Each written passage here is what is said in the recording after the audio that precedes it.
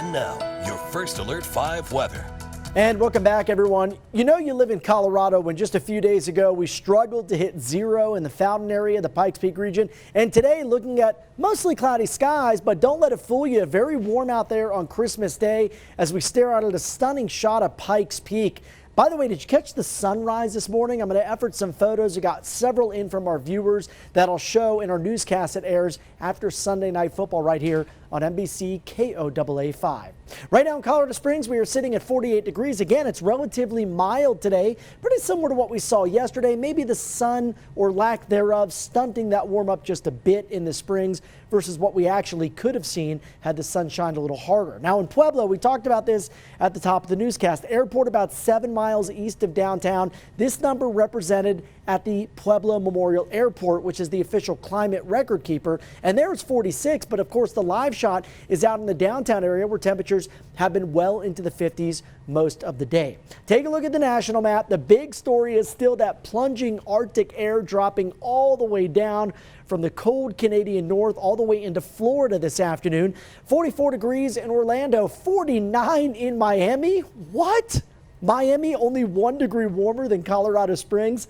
That's not something you see too much here on this national map. 49 in San Antonio, 39 in Little Rock, 32 in Atlanta, and 5 currently. That's some bone-chilling cold towards the Twin Cities. Now the Arctic blast eventually going to succumb to some warmer air as high pressure builds in across the midsection of the country. That warmer air, by the way, indicated on these warmer color tones. So we're going to see the yellows and greens and oranges. That indicates to us that we'll see some warmer air finally start to move back into the forecast. And overall, it's going to be a relatively quiet start to the week. Again, I know many folks are off of work tomorrow for the observed holiday since Christmas fell on a weekend.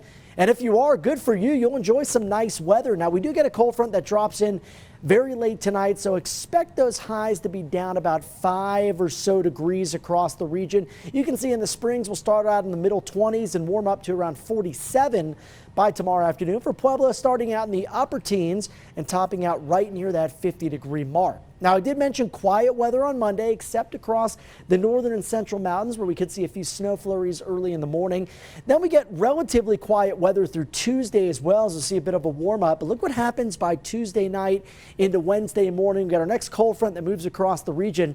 And this looks to be a pretty good snow producer for the mountains. So maybe you have some time off work between Christmas and New Year's. You're heading up to the high country. I'd say most resorts can expect at least a 6 to 12-inch dump around the middle of the week. And for us, modeling, I said this last night, pretty consistent in trying to bring a little bit of moisture either late Wednesday night or into the overnight hours, possibly lingering into Thursday morning. Right now favoring the Pikes Peak region in Teller County, but right now also not looking like much more than maybe a half an inch to an inch for areas that even see it.